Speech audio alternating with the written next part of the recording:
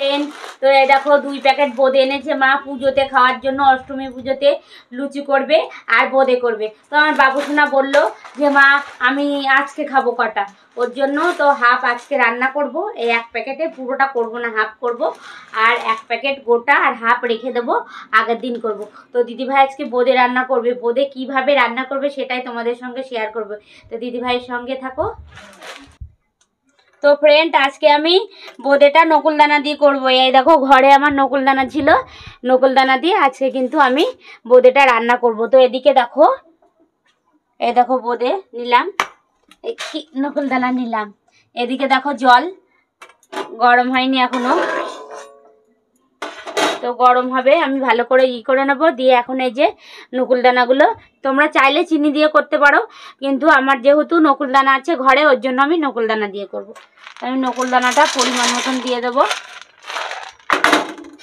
আগে ভালো করে রসটা করে নেব, তারপর আমি বোঁদে রান্না করতে কিন্তু সময় লাগে না বেশি। রসটা তৈরি করে মানে তৈরি করতেই যেটুক সময়।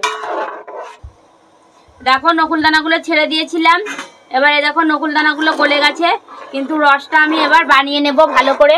তো আমার রসটা তৈরি করার জন্য এইবার আমি সুন্দর করে আর কি ভালো করে ফুটবে, তো আমি ভালো করে এরকম করে ফুটিয়ে নেব। তারপরে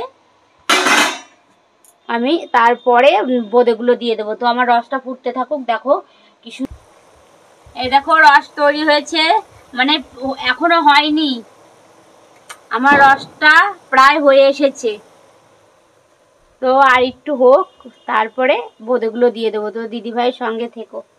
তো আমার রস তৈরি হয়ে গেছে, এবার বোঁদেগুলো আমি দিয়ে দেবো।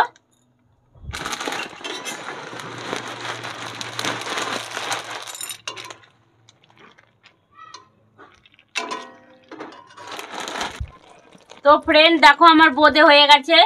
তো বোঁদেটা কেমন হলো অবশ্যই কিন্তু কমেন্ট করে জানিও দিদিভাইকে। আমি আর বেশি বড় করলাম না। তো টাটা। আর কারা কারা বোঁদে খেতে পছন্দ করো অবশ্যই কমেন্ট করে জানিও। তো বাই।